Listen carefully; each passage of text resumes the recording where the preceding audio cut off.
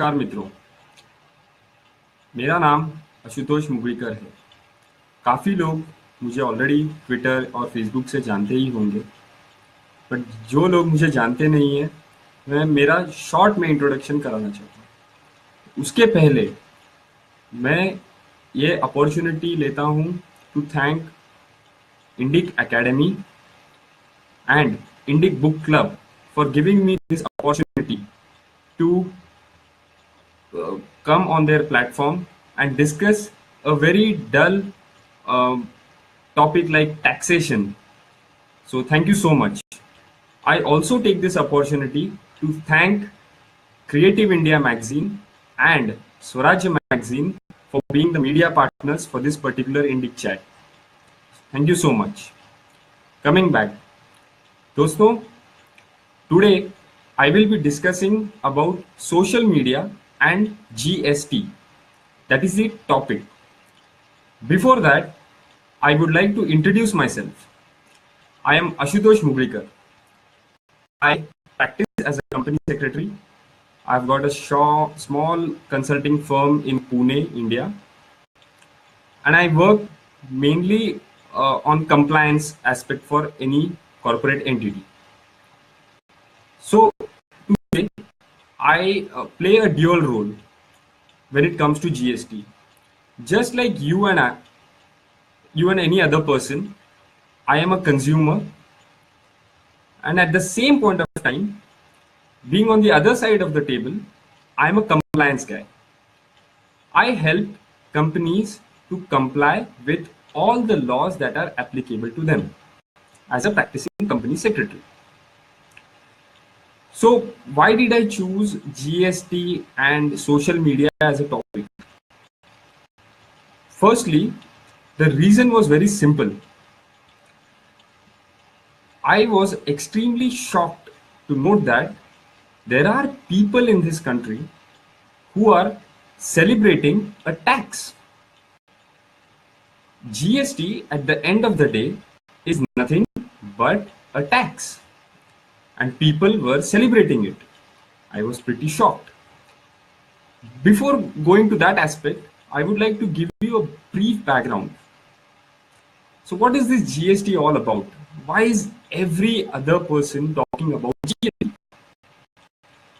GST was first conceptualized in the year 2000 or 2001. A concept paper was released under the Prime Minister Atal Bihari Vajpayee's government. And in 2017, this particular concept paper has become a law. It took literally 17 years for this simple concept to come in India. If you really ask my opinion, I feel this should have been there in our constitution or in our federal taxation structure right from the beginning. Anyway, that is a separate topic for discussion. But nevertheless, this particular tax came into existence in 2017 after a lot of deliberations spanning into a decade and a half. It materialized into a law. Both the major political parties, that is the Bharatiya Janata Party and the Congress, both of them, they did their usual opposition and then support and, all that thing. But anyway, conceptually, both of them were okay with introducing this particular tax in India. So what exactly did GST do? To understand this, you have to first understand what was the earlier structure. The earlier structure was a mess, if you really ask me. Mess in what sense? That, probably I can explain you in a very simple and a short way.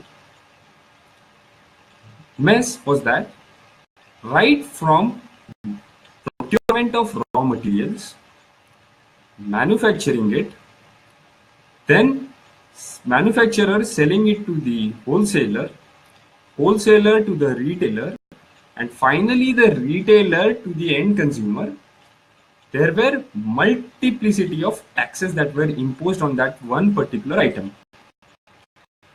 Most of these taxes were having cascading effect. So now you will ask me, what is cascading effect? In simple terms, that particular product was getting taxed multiple times, and one tax was again getting added to the cost, and on that added cost another tax was getting uh, imposed. So that is tax on tax.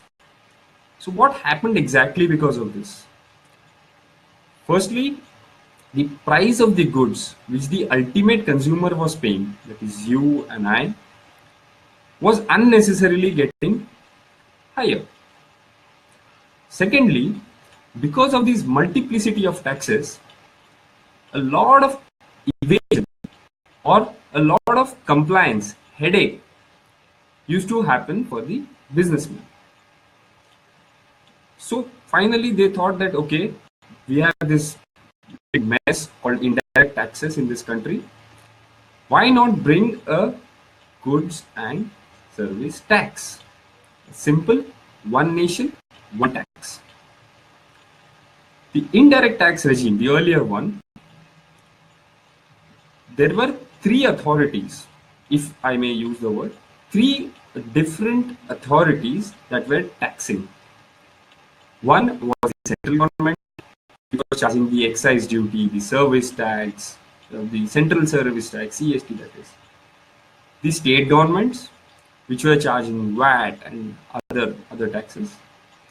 And the local bodies, that is your municipal corporations like Delhi Municipal Corporation, Pune Municipal Corporation, BMC, which are charging octroi or LBT. So these three entities were, concentrating on X amount of goods that are getting produced by a manufacturer, and how that one good travels from his factory till the end consumer. They said, okay, this is a big mess. People are, unnecessarily getting taxed twice. So let us bring GST. What GST structure, the one which is there as a across the world, we here in India, it is not exactly similar to that, but they have tried to adopt it and adapt it to our conditions.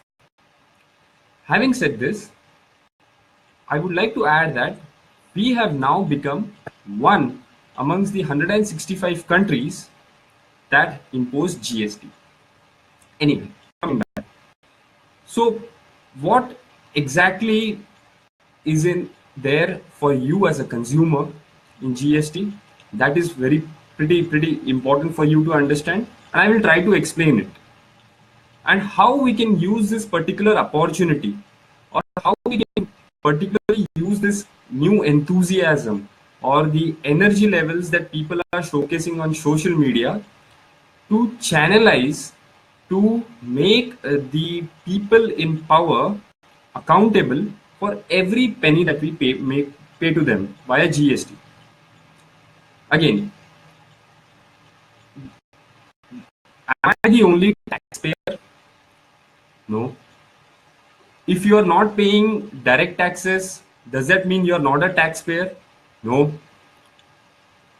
Are the rich people the only ones who are paying taxes? No.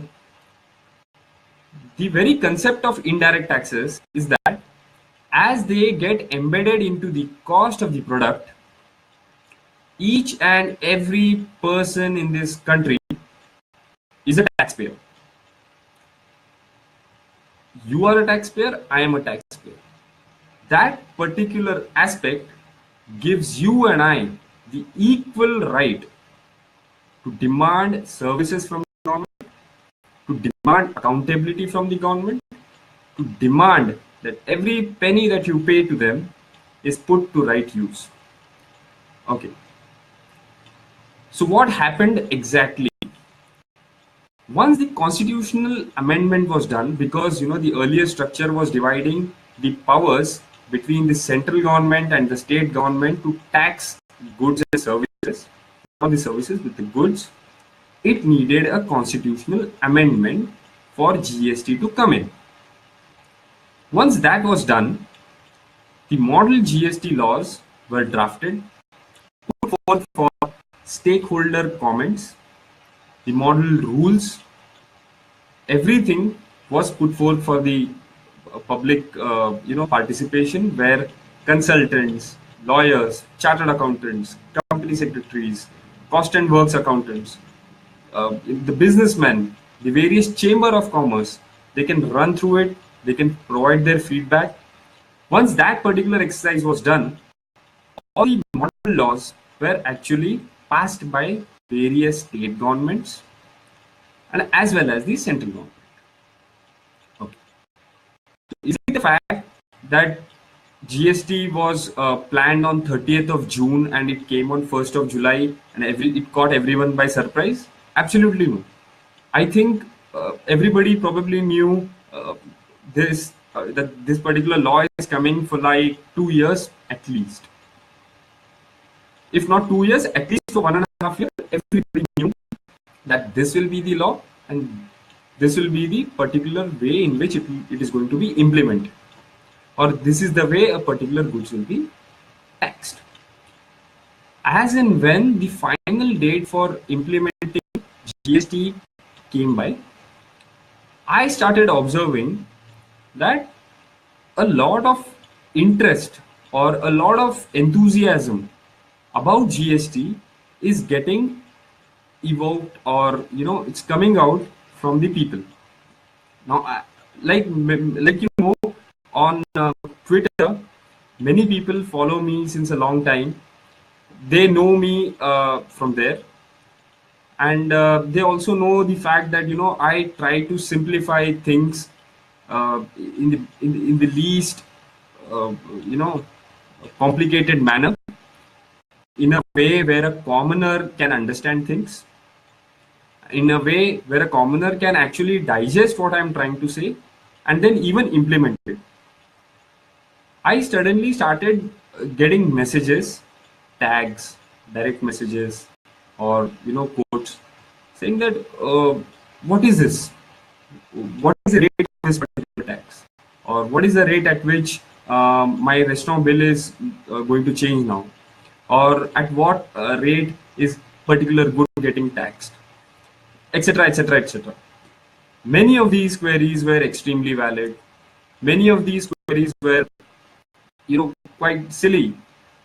Many of these queries were out of ignorance. Many of these queries were out of confusion. And I started, thinking that, okay, because I, being a consultant and in this field since a long time, why not use this particular opportunity to help the common folks who are not, from the finance side or the economic side or the tax side, to explain them what is GST and how it is going to impact them. Then I started responding to each and every query. I tried my best to answer as many people as possible, and I take this opportunity to say, I apologize if I have missed your tag or something, but I tried my best to explain them what is the concept, how it is going to impact them, what is it that they can get out of it, and what exactly should be their next steps.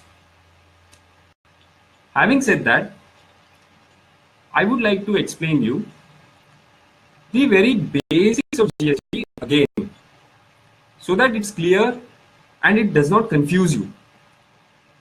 A lot of media folks, I don't know what kind of anger they have or what kind of hatred they have for any government.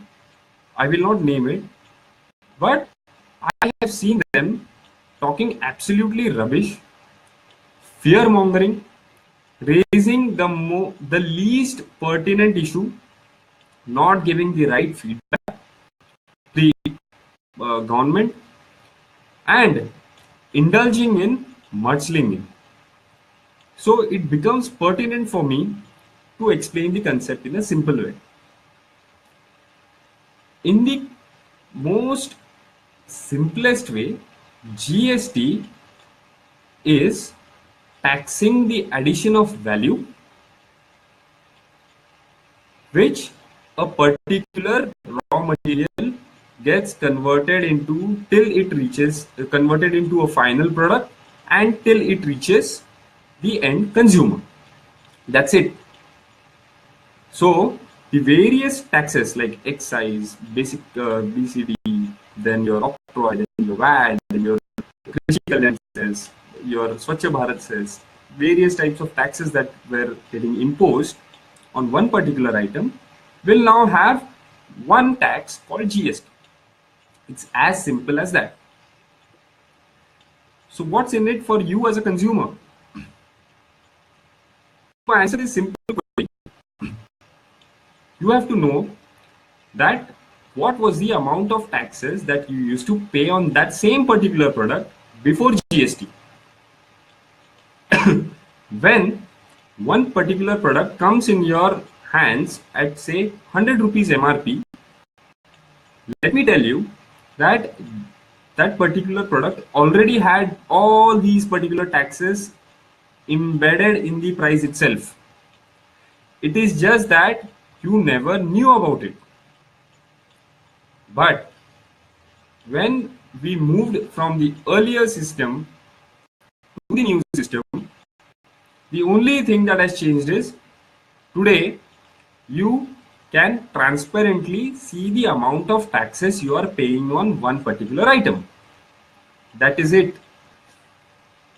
Now, why am I getting taxed 28% on say beauty products or 18% for one particular service like say telephone? It's a very valid question. My dear friends, you have to understand the very concept of tax. Why are we paying taxes? Simple. Taxes are a cost to society. Taxes contribute to the revenue of the state. Now, what does the state do with this revenue? I don't have to tell you. Frankly, you already know that they purchase fighter jets, they make roads, dams, or probably they don't make roads.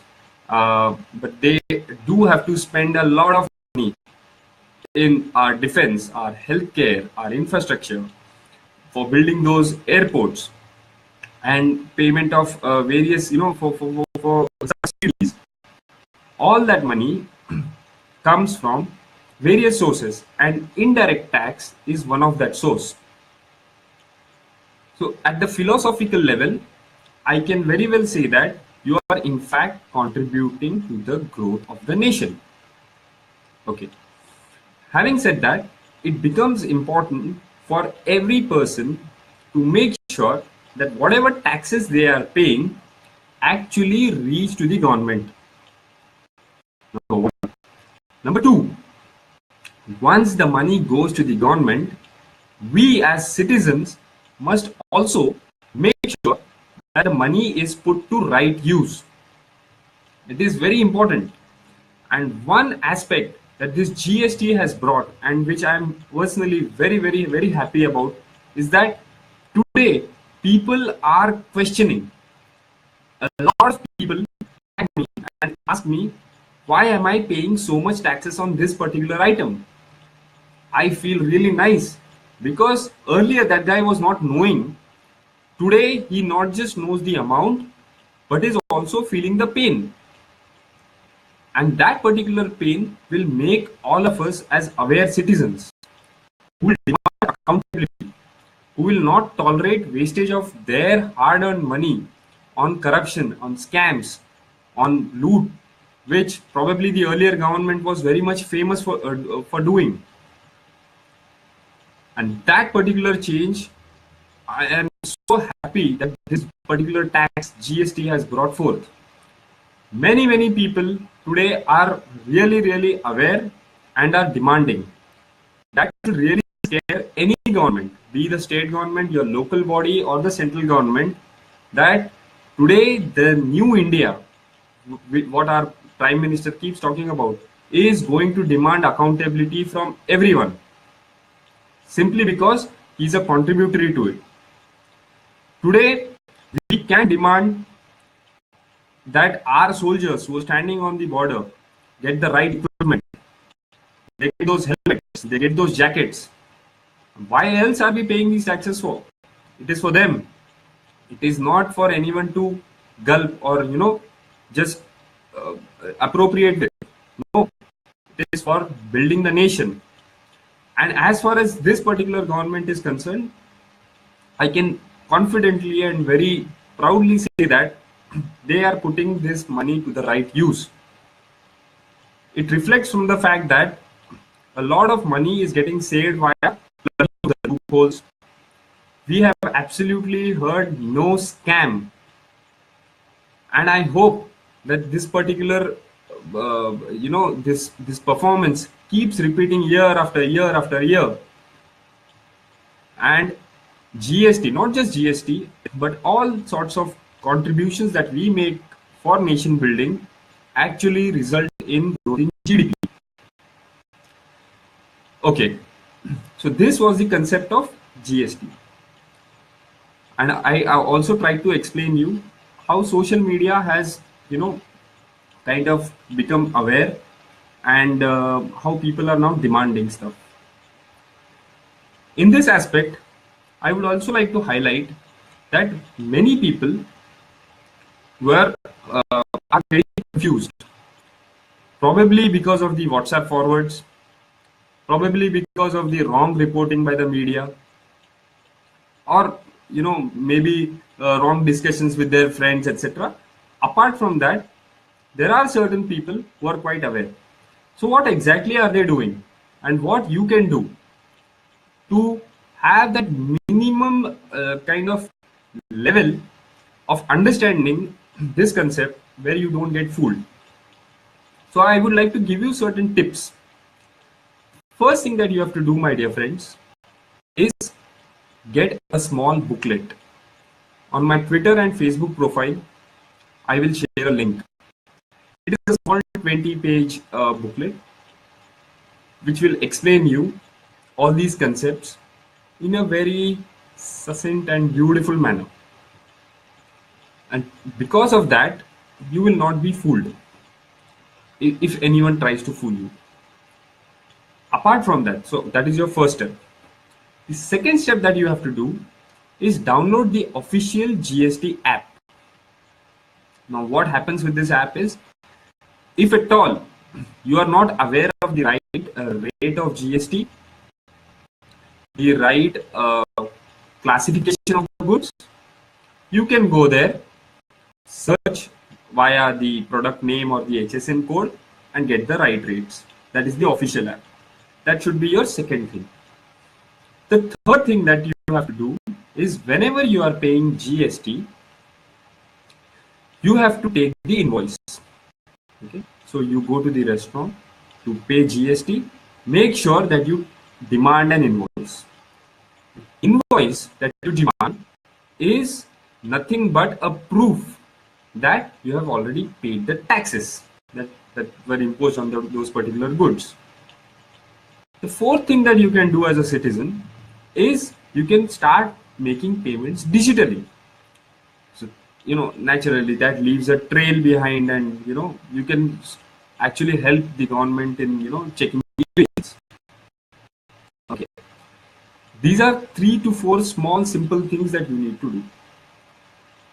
Apart from that, I see a lot of people having enthusiasm or energy where they ask me questions like, will the amount that I have paid as GST actually go to the government? Will the restaurant keep the money for themselves? Will there be an evasion? Okay, going back, why are people having these questions today?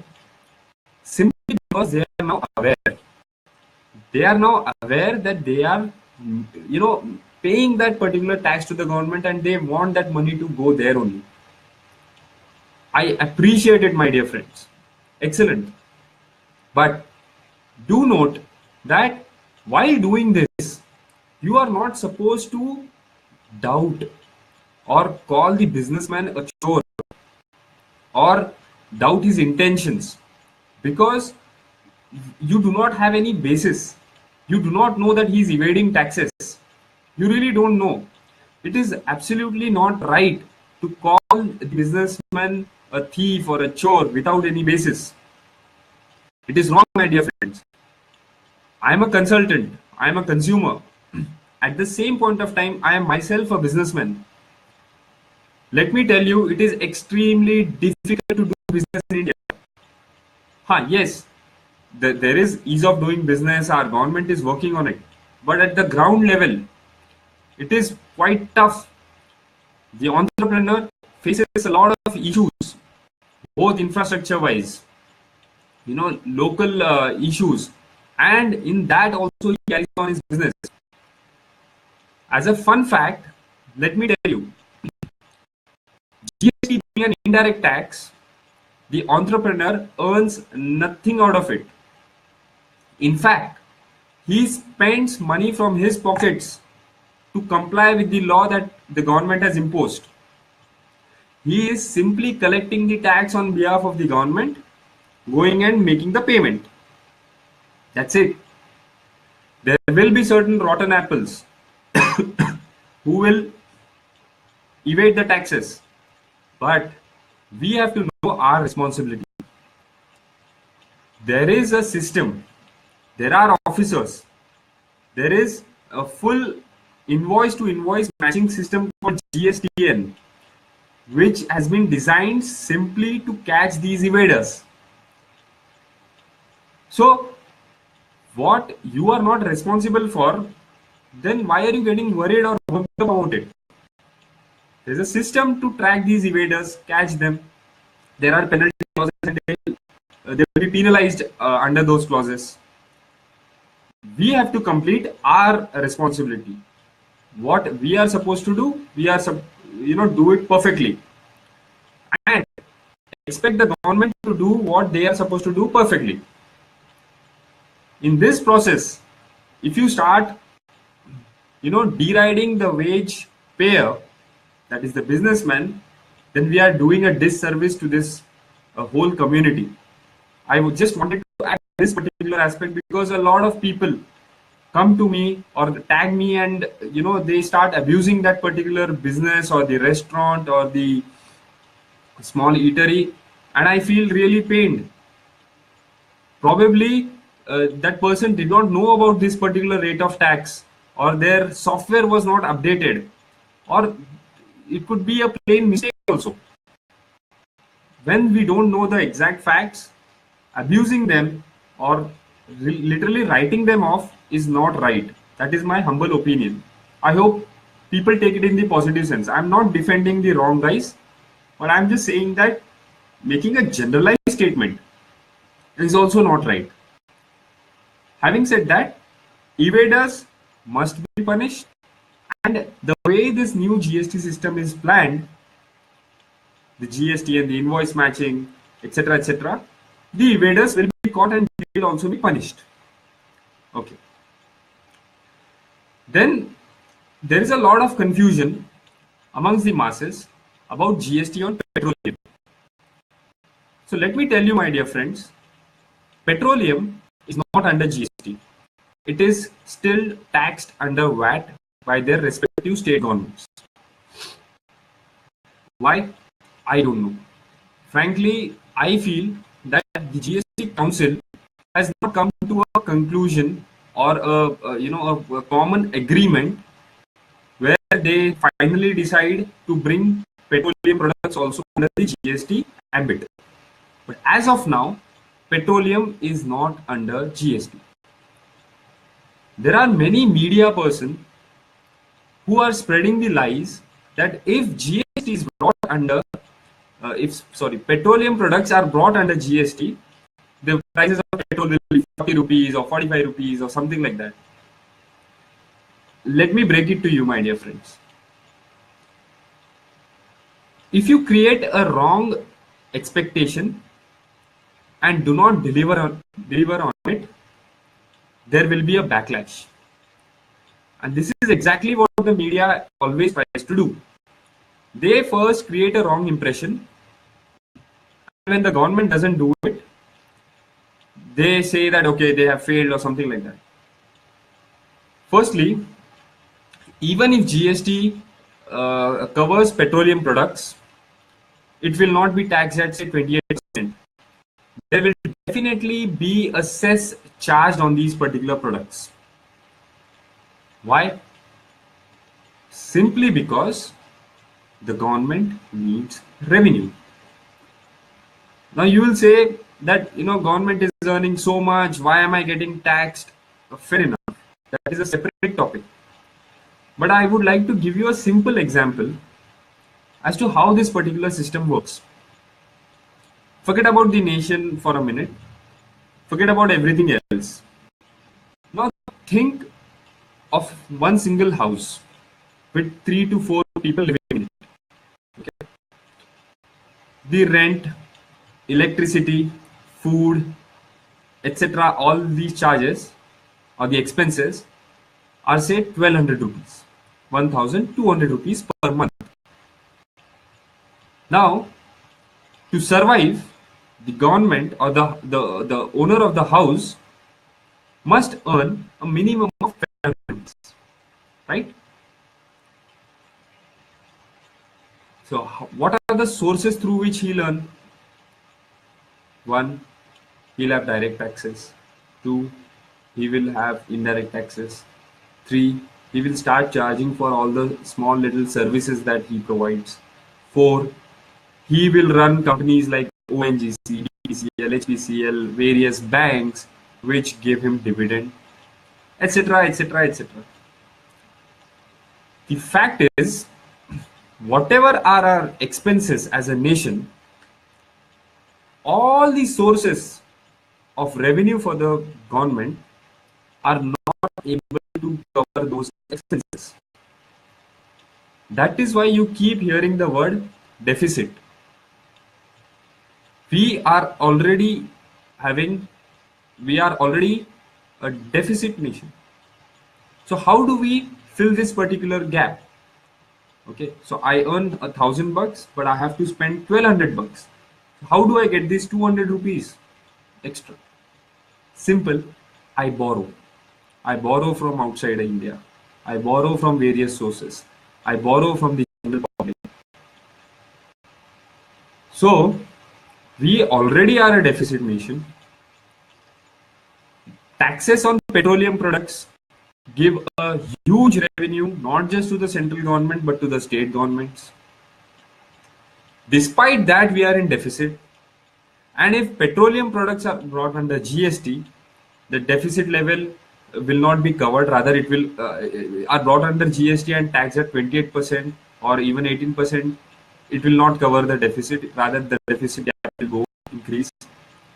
So, mentally, as a citizen, you have to tone down your expectations. Don't go by this media narrative. Fall for it. And later on, when it doesn't happen, be sad about it.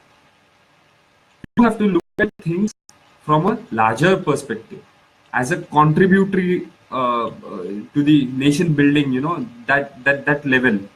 You have to think from that angle. Once you understand the logic behind things, then suddenly, you will not fall for all these small little tricks that people use to fool you. Having said that, you will say, Mr. Ashutosh, why are GST rates constantly changing now? Or why do I see Revenue Secretary get up one fine day and announce that we are bringing 173 goods out of 28% rate and bringing it to 18%, etc., etc. To understand this, you have to know, take this into account, my dear friends. We are a very complex nation. Whatever is a easily available thing for you and I could be a luxury for someone living in, say, Nagaland or Arunachal Pradesh. What could be an absolutely useless thing for you could be an essential thing for some of our brothers staying in, say, Orissa or Northeast or the Jammu and Kashmir maybe. What could be a luxury for you could be an essential for someone. Because of these complexities, it is very difficult and actually impractical to expect one perfect system on day one. Because of this fact only, there is this concept called as GST Council, which is listening to you, which is listening to all those businessmen, which is addressing your needs and making corrective measures. This is called as progressive elaboration.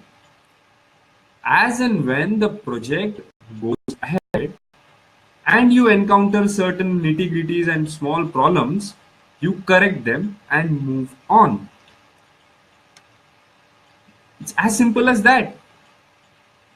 Secondly, these teething problems will come, not just now or for the next 6 months. This will keep happening for a long period of time, because any project will not become successful or perfect from day one. So what do you and I as citizens do? I'll give you a simple trick, my dear friends, and how social media can be a powerful medium. I have this particular friend, Ankit Jain, who is a jeweler by profession. He is very much active on Twitter. Now, this gentleman uses social media very beautifully. If you keenly observe whatever he posts, you will see that he gives a very practical and a constructive feedback to the government. What does that do? It gets ears. Now think about this, my dear friends. I am someone in power. I am a secretary or some person who has got power. If you have a suggestion and you come to me with that suggestion, will you be abusing me? Will you be, talking gibberish, or will you be getting personal with me or something like that? No. You will come to me and tell me what is the exact problem, what are the issues, and what needs to be done about it. And you will demand certain timelines from me and then say thank you and go away from my office. Similarly, same thing applies to social media also. I'm not saying that don't say whatever you feel like. No, I do not believe in suppressing someone's freedom of expression. All I'm saying is, when you present your problem to the authority, present it in a way which exactly tells the problem, what is the pain point, and probably you don't have to give the solution. That is their work to find solutions. But if you have a solution, put forth. What happens is, if your particular message or a tweet has these basic components, that will be read. If there are abuses, do you think anybody would take you seriously? Think practically. I don't think so anybody would, read between the abuses and your problem and understand and take it ahead. No. They're simply going to ignore your message. Probably lakhs of messages go to them. Similarly, you have to learn this simple, subtle art of presenting your problem and a quick solution. Thirdly, Twitter is not the only medium to present your problems. If you find someone who is evading taxes, there is a help desk 24/7 that works. You can post all the details on that particular help desk. Okay, if you don't want to call, if you then send a detailed email. I will also post the email link to you. You can post a detailed email as to what happened, the facts of the case, the scan of the particular invoice, etc., on that particular email ID, and expect the action to be taken based on your particular complaint. Again, the basic rules of engagement are applicable here also. You are supposed to, in a very short, concise, clear, complete manner, present this particular problem to the authorities. So this is all about GST. This is all about social media and how you can use these tools, which are available literally for free, and become a contributory to this nation building activity. Mind you, my dear friends, today we have got a government which is listening to the needs of the people. They are extremely responsive. We have to learn the art of reaching to these people in the right manner and then demand from them delivery of services. I also take this opportunity to tell all those who are watching me that we should press for passing of a law which provides for compulsory delivery of services to the citizens in a time bound manner. I agree, there are certain states which already have this particular law. Many of the government departments already have guidelines to deliver services to the citizens in a time bound manner. But legislating this particular law is very, very important. This will not only bring transparency, this will also bring accountability. We will know exactly that the responsible people are using our GST money, our direct taxes, or indirect taxes in the right manner. We need this particular law. And when we as citizens start raising our voices, then our elected representatives shall have no option but to listen to us.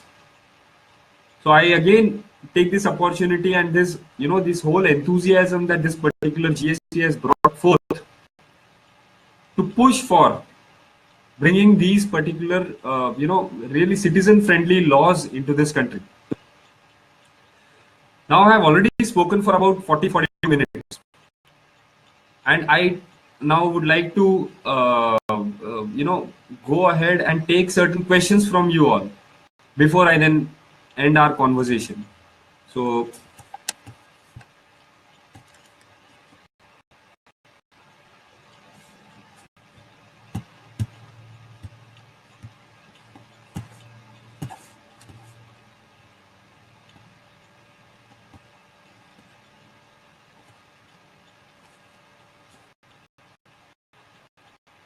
one of the person has messaged me and asked, why are people always criticizing the government?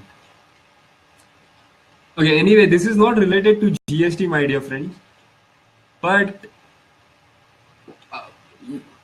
I would still like to take up this question. It's quite interesting. See, now this is at a different philosophical level I'm going, but we have to understand one thing, my dear friends. Government is like a big amoeba with a lot of amoeba or some insect or something with a lot of huge tentacles. The head doesn't know where its one of its arms is. The people sitting in the offices do not know how their officers are actually delivering services to the last mile. There will always be a gap. There will always be areas where there need to be certain improvements. And when a citizen who is a contributory to the nation, who is paying his taxes on time, despite paying taxes, he's making sure that his nation is clean. He's not littering it. He's not throwing dirt. He's not cheating. He's overall, not just the fundamental rights, but he's making sure that he complies with the fundamental duties also. And then he doesn't get the kind of services that he really deserves. Then there will certainly be certain, disappointment. And that disappointment comes out via social media or some tweets or long posts on Facebook or some, articles or something like that. And that is good. That is absolutely needed. Your voice must reach these people. You are not for them, they are for you. Whatever taxes you are paying are actually a part of it also goes towards the salaries of all these people. What is wrong in demanding services that you deserve from them and getting angry at them? There's a way to put things, I agree. But I don't think anybody should have a problem with criticizing the government. Having said this, it is equally important for people to know that you need to criticize on those aspects which are logical. Criticism just for the sake of it, or just because you hate one particular leader or you like one particular party, is no criticism at all. Your criticism has to be objective.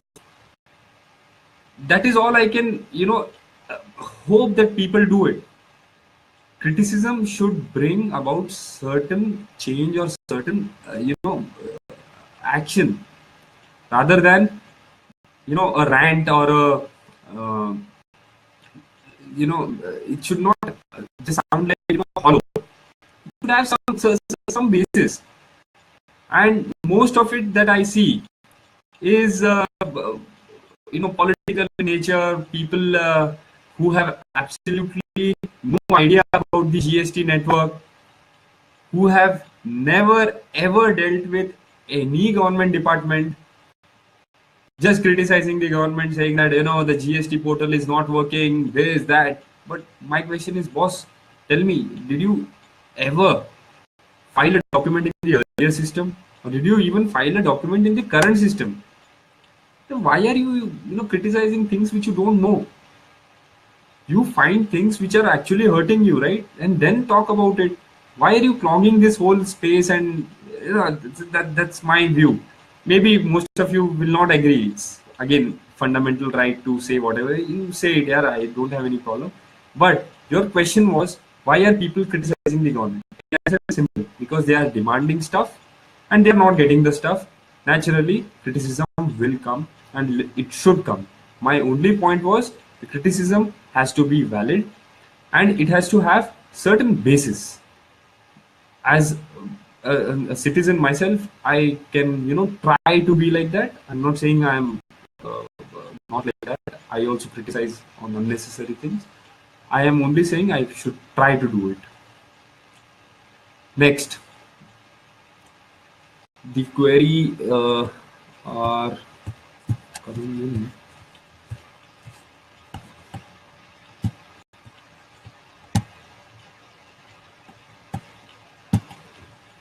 Okay, so this someone who is asking about breakup of taxes on petroleum products. Okay, I don't know the exact breakup, but some time back I had tweeted that there is 117% of tax on diesel, and I think about 125% of tax on petrol. That is the kind of taxes that are imposed on these fuel. Secondly, we have to understand one thing, is that because petrol is not under GST, there is this peculiar problem where big industries are consuming petrol and they are not getting input tax credit against the taxes that they are currently paying, which basically adds to the cost of the end product that we consume. And personally and professionally also, I feel that as early as possible, whatever rate, but as early as possible, GST should cover petroleum products as well. Then I would like to take another question.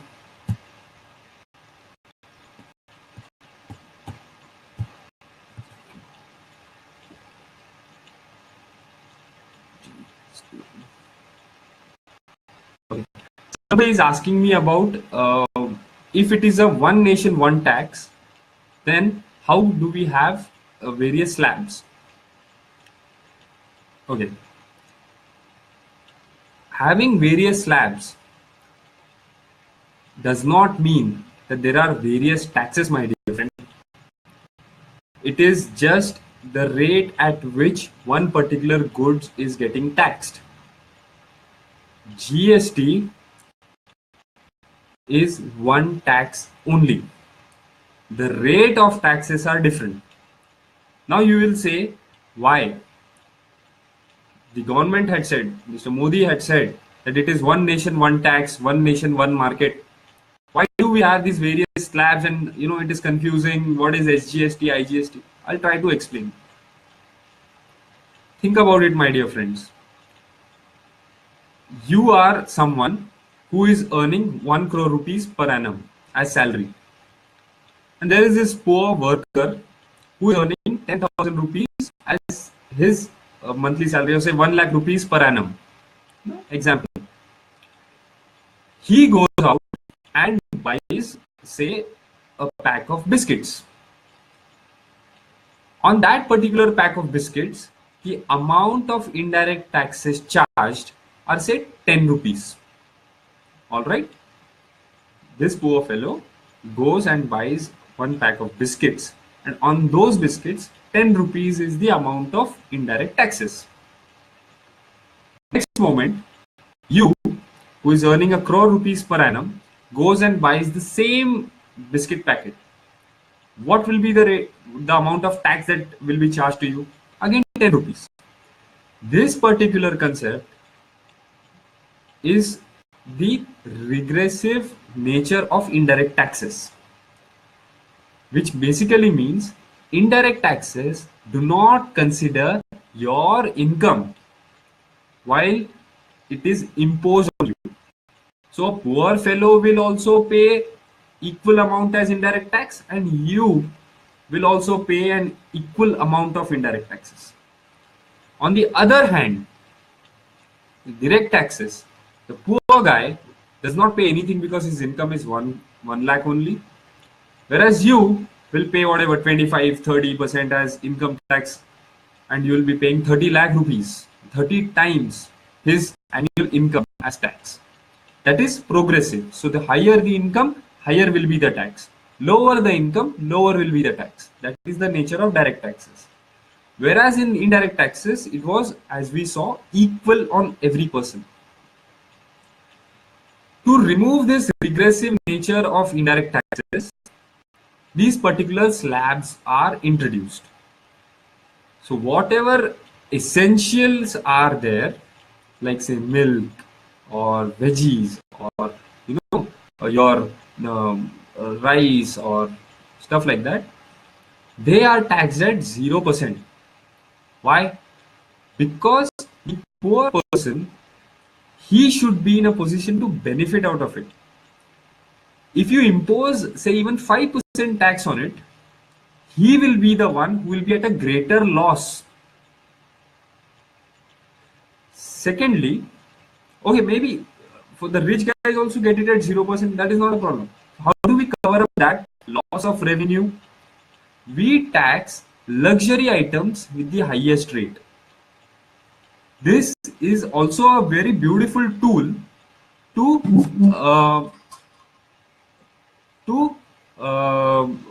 channelize the resources in the economy. If you tax the luxury items in at a high rate, people will divert the resource. The companies will divert those resources in building products which are essential. That's how we need these various different slabs, so that it benefits the the last mile person. The essentials are taxed at lower rate, whereas the luxuries are taxed in the highest rate. Many people also asked me that why Singapore has one rate of tax and why in India we have various slabs. It is really wrong to compare a very developed economy like Singapore with India. Firstly, secondly, we have more than 30-35 various heads across the country who are members of this particular council and who have to come up with how these slabs are designed or how each goods is placed into it. That is a very difficult and very different nature of India and Singapore. So it is very wrong to compare both these economies.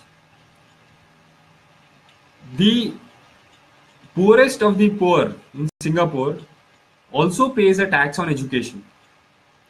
He pays taxes on healthcare also. Whereas, do you really think we are in a position to tax healthcare services? No. We have to exempt it because there are so many of our brothers or sisters who cannot afford primary healthcare services also, and you want to impose a tax on that also and make it expensive for them? Not possible. We need these slabs. Having said that, the government is saying that they will rationalize the rates. They will also bring dual rate structure into GST. This brings me again back to the earlier discussion we had, where a project progressively elaborates, where things develop as we go ahead. So we achieved base one. Okay, we can see the results. New SSCs are joining in. The revenue that we were expecting is, getting achieved, and we can see that new SSCs are getting added, and then the tax base is increasing, etc. That naturally gives the confidence to the finance ministers of the nation as well as all the states to adopt newer changes.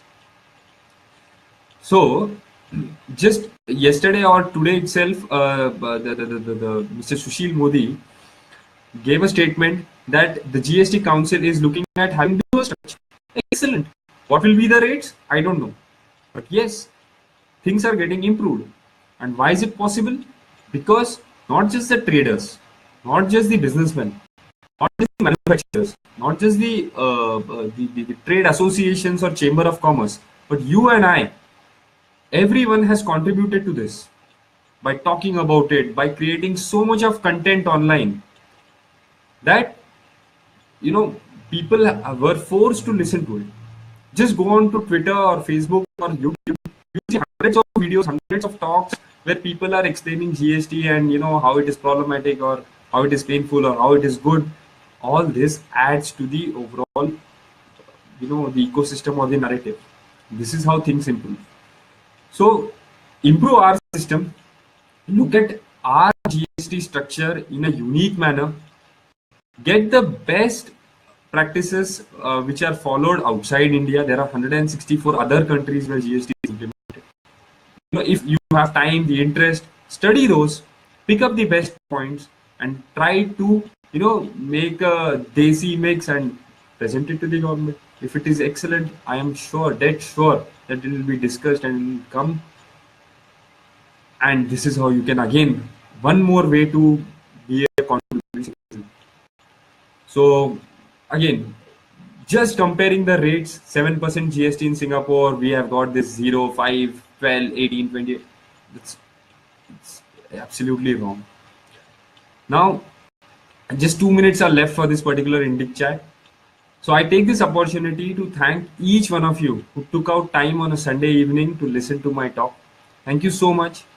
Secondly, I would like to, just add that whatever questions that I have missed or I could not answer, I will personally make it a point to reply to all of those. And I request your patronage in the next Indic chat as well. And the details will be posted on their Twitter page. This particular initiative is extremely beautiful. I loved speaking for an hour. I was trying to scroll through your comments and answer as many as possible, but I could manage only 2. And I will make sure I reply to each one of you personally. And I once again thank you for joining in. And Jai Hind, Vande Mataram. Thank you so much. Good night.